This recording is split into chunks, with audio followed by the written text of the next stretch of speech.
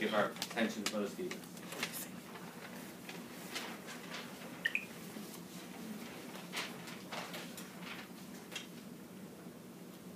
Why is just reading the Bible not sufficient? Well, friends, suppose you have this map.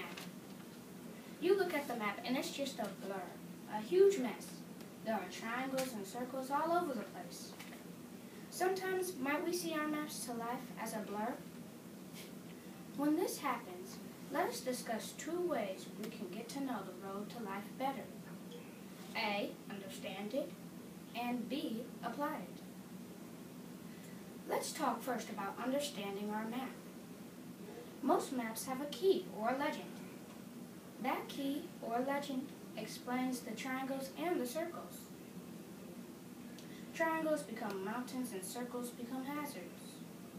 Jehovah has given us our key. It is the Bible. Brothers and sisters, the Bible is our key and it is without fail going to help us. Joshua chapter 1 verse 8 instructs us to read it in an undertone day and night.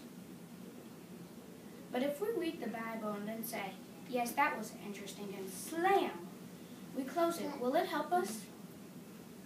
Let's think about that question as we turn to Acts chapter 8, verse 30 and 31.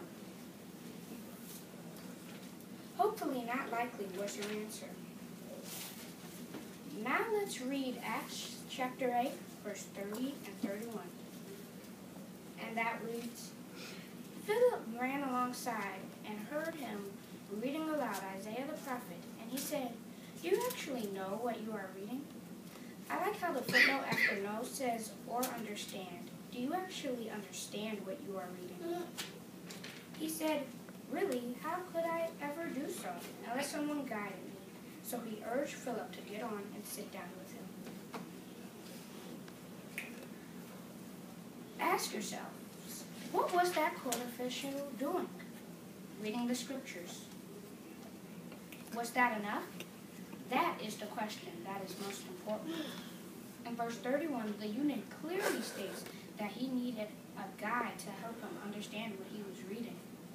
Yes, friends, what is the point of reading the Bible, or any book for that matter, if you do not understand the words that are in it? Sometimes we may need guidance from our brothers and sisters. Now let's talk about the second principle, applying what we learn. Once we understand what we are reading, we need to apply it. Now on the map, you understand that you are going in the wrong direction, but will you turn around? It is sadly possible that we, as imperfect humans, can understand the Bible, but not apply it. As you turn to Hebrews chapter 10, verse 24 and 25, think about this question. Does it matter if I go to the meetings? Let's read Hebrews chapter 10, verse 24 and 25. And that reads, and let us consider one another, so as to incite to love and fine works, not forsaking our meeting together, as some have the custom, but encouraging one another, and all the more so as you see the day drawing near. Really, of what use is this scripture if we read it and thought, I haven't been to the meetings lately. Hebrews says, do not forsake going to the meetings, as some have the custom. Well, that was interesting.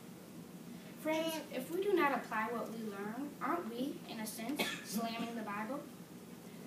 If we understand the Bible, but don't apply it, how can we benefit from understanding it? If we do not apply our key, we could begin or continue to go in the wrong direction and not notice deadly circles or hazards that our key or legend shows. Brothers and sisters, let us apply the 2 sister principles of reading the Bible, understand it, and apply it. If we do so, we will march right into our destination, a beautiful paradise.